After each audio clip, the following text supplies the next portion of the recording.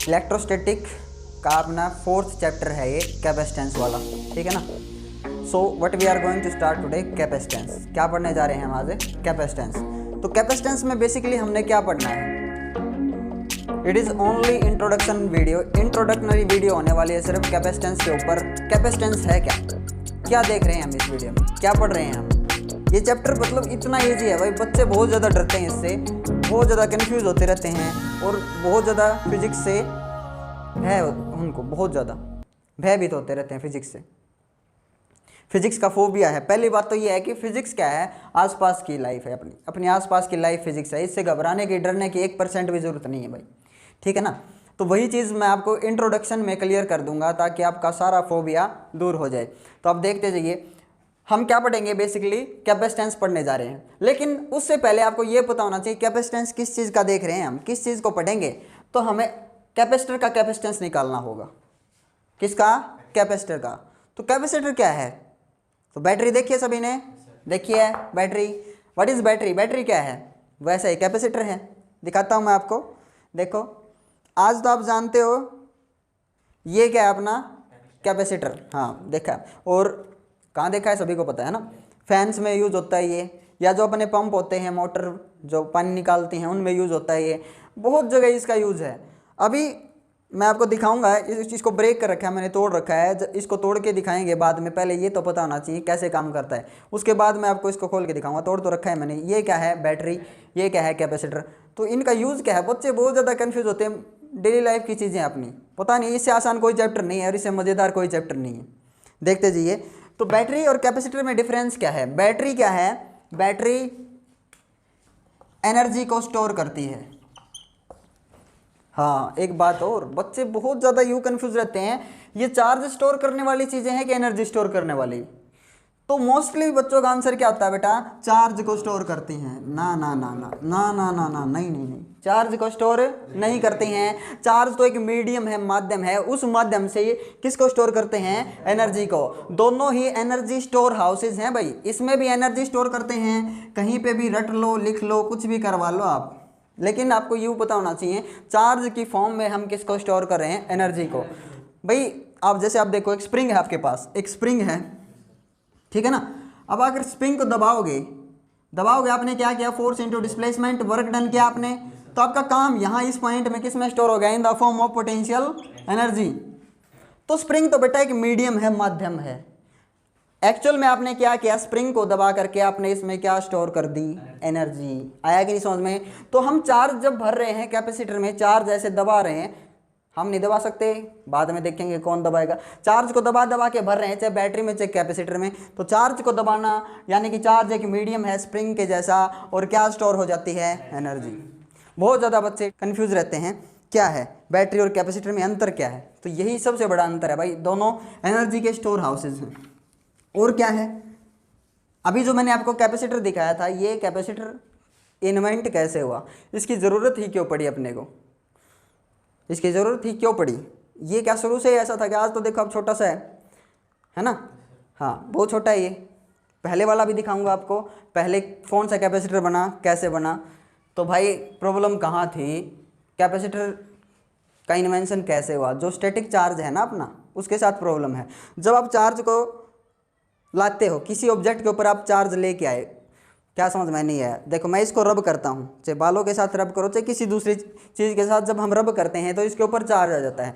इस चार्ज में प्रॉब्लम है। क्या प्रॉब्लम है? स्टैटिक चार्ज है ये। और स्टैटिक चार्ज की सबसे बड़ी प्रॉब्लम क्या है? ज़्यादा देर तक टिकता नहीं है।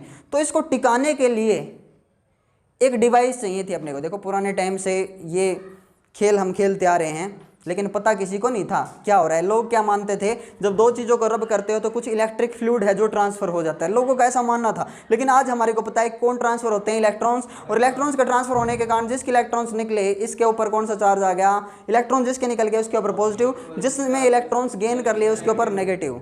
उस टाइम पे लोगों का मानना था कि कुछ फ्लूइड है, इलेक्ट्रिक फ्लूइड, उसके ट्रांसफर होने के कारण चार्ज आता है। तो लोग इससे कुछ खेल वेल खेलते थे। जैसे जब इसको रब करके मेंढक के पास ले जाते थे तो मेंढक को इरिटेशन महसूस होती, इरिटेट होता था, उछलता था, लोगों को मज़ा आता था, ठीक है ना। आज के टाइम पे आपके पास मोबाइल है, पता नहीं क्या क्या है एंटरटेनमेंट के लिए। तो उस टाइम पे मोबाइल वगैरह नहीं होते थे, तो इस तरह से लोग अपने आप को एंटरटेन करते थे, ठीक है। हाँ, उस टाइम पे क्या था, पुराने टाइम पे पेंडेंट बनते थे, आभूषण वगैरह जो भी थे वो गोल्ड के नहीं होते थे, किसके बनते थे, एम्बर के।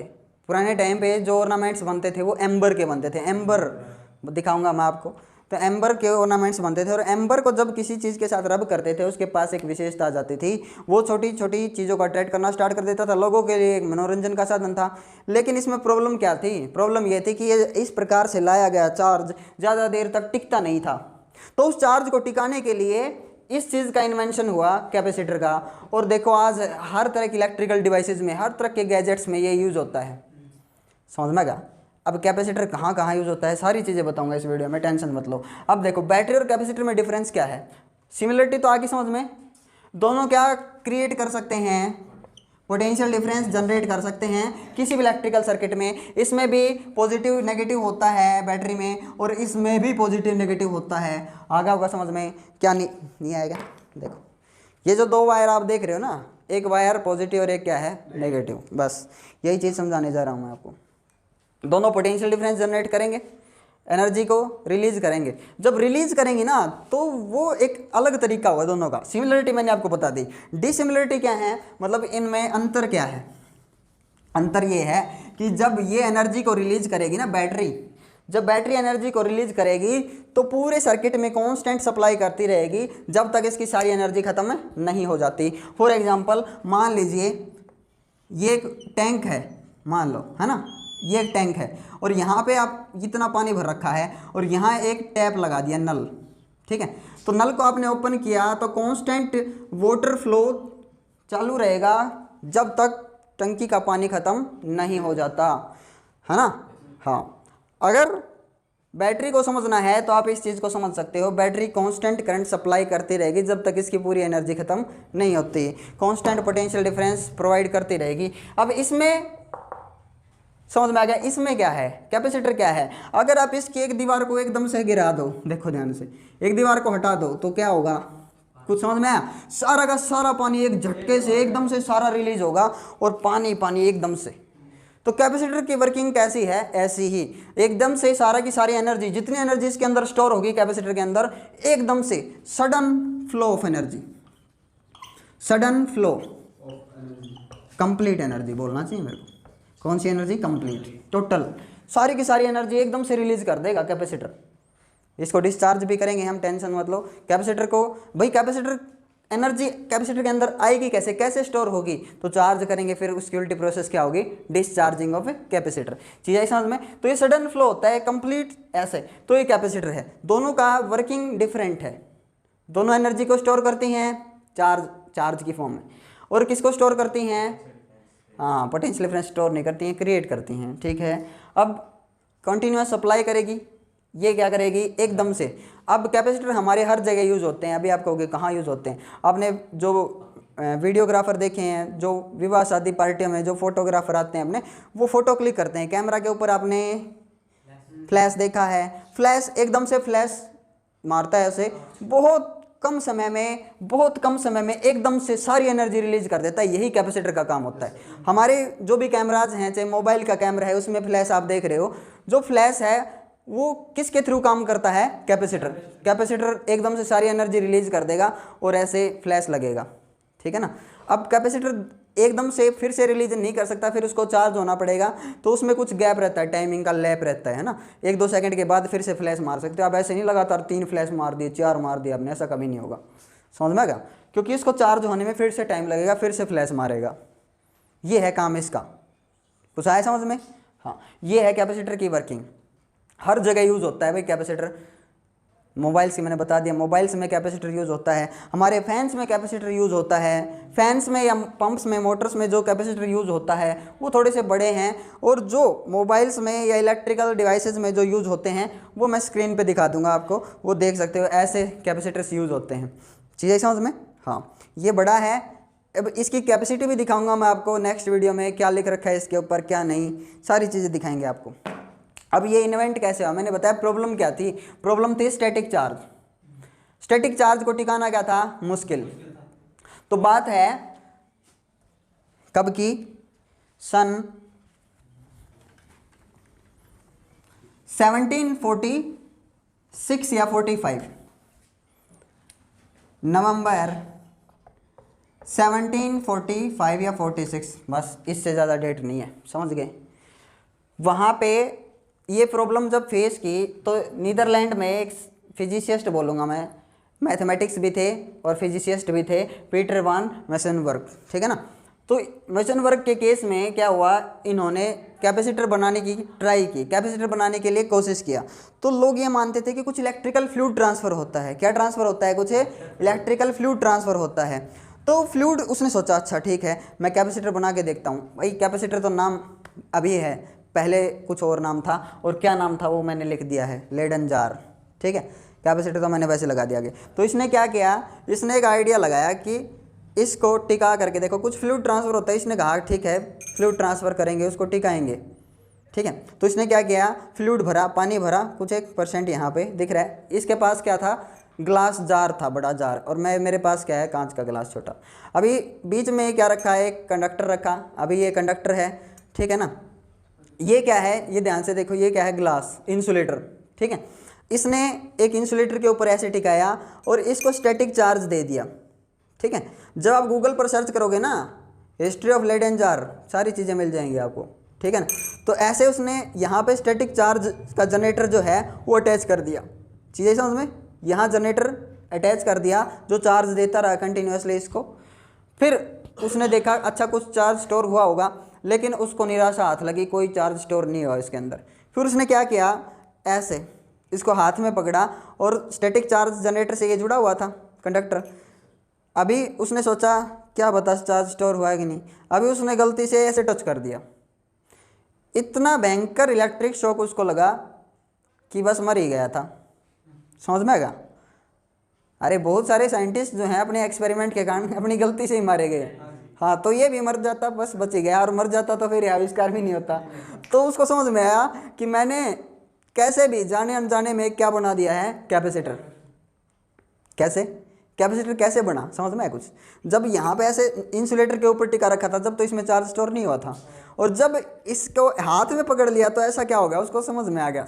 जब उसको झटका लगा तो दिमाग तेज दौड़ने लग गया। कैसे, देखो अपना हाथ क्या है, कंडक्टर, पानी क्या है, कंडक्टर, और उसके बीच में क्या है, इंसुलेटर। तो दो कंडक्टर्स के बीच में इंसुलेटर डाल दो, क्या बन जाएगा, कैपेसिटर। तो ऐसे उसने एक डिवाइस बना ली जिससे चार्ज को जितने टाइम तक आप स्टोर कर सको, कोई दिक्कत नहीं है, चार्ज को टिका सकते हो कुछ टाइम तक। ऐसा नहीं स्टैटिक चार्ज जो है वो तो तुरंत थोड़ी देर बाद डिस्चार्ज हो जाता है, गायब हो जाता है। जिस चीज़ को आपने चार्ज किया उसके ऊपर टिकता नहीं है ज़्यादा। तो इसने एक ऐसी डिवाइस बना ली जिससे आप चार्ज को कुछ टाइम तक टिका सकते हो। चीज़ आई समझ में। हाँ, तो ऐसे बना लेडन जार कैपेसिटर। और फिर बाद में इसको, पहले तो कैसे बना था वो देख लो, फिर बाद में उसको लेडन जार कैपेसिटर ऐसा बना। और मैंने भी बना रखा है Leyden jar capacitor, this is also called Leyden jar capacitor. क्या है ये, एल्यूमिनियम फॉइल लगा रखी है, अंदर क्या है, पानी, ये क्या है, इंसुलेटर, ठीक है। ये एक्सपेरिमेंट भी करेंगे हम, देखेंगे कैसे चार्ज होगा, कैसे डिस्चार्ज होगा, चार्ज करेंगे इसको फिर डिस्चार्ज करेंगे। ये मेरा देसी कैपेसिटर है जो शुरू में ऐसे ही बना था। शुरू में मैंने आपको दिखाया स्क्रीन पे, शुरू में ये ऐसे ही बना था, एल्यूमिनियम फॉइल लपेट करके चारों तरफ, जो कांच का जार था उसके चारों तरफ ऐसे, बीच में ग्लास, कांच, इंसुलेटर, और अंदर क्या डाल दिया, पानी। फिर उसके बाद थोड़ा मॉडिफाई किया गया और क्या बनाया गया, लेडन जार कैपेसिटर ऐसा जो मैं दिखा रहा हूँ आपको। अब इसका एक्सपेरिमेंट हम करेंगे किसी अदर वीडियो में। तो ये ऐसे काम करता है। कैपेसिटर क्या होता है, यही चीज़ है कैपेसिटर, इससे घबराने की जरूरत नहीं है। अब हम इसके अंदर देखेंगे, फिर और ज़्यादा मॉडिफाई हुआ, और उस टाइम पे, जिस टाइम पे पीटर वॉन मेसनबर्ग ने जो लेडन जार कैपेसिटर बनाया था, देखो ये लेडन टाउन था ना, लेडन टाउन नीदरलैंड में या हॉलैंड में, पता नहीं कहा, लेडन टाउन था। लेडन टाउन में ये रहते थे साइंटिस्ट, ये फिजिसिस्ट या मैथमेटिक्स, वहाँ पे उसके टाउन के नाम पे पड़ा था, इसका नाम क्या, लेडन जार कैपेसिटर। कुछ आया समझ में। उसके बाद ये कैपेसिटर देखो कितना मतलब मॉडिफाई करके इसको छोटा सा बना दिया गया है। और आप देखो आज के दिन जितनी भी अपनी इलेक्ट्रिकल गैजेट्स हैं, जितने भी इलेक्ट्रॉनिक डिवाइसेज हैं, सारी की सारी इसी पे रन करती हैं। अब बहुत ज़्यादा बच्चे या उनके पेरेंट्स तो यही सोचते हैं ये किस काम में आता है, धक्का लगाने के काम में आता है। लेकिन फिजिक्स हम पढ़ इसीलिए रहे हैं ताकि हमें पता चले रियलिटी का कि ये किस काम में आता है, कैपेसिटर की वर्किंग क्या है, किस काम में आता है, क्या रियलिटी में धक्का लगाता है, क्या करता है ये।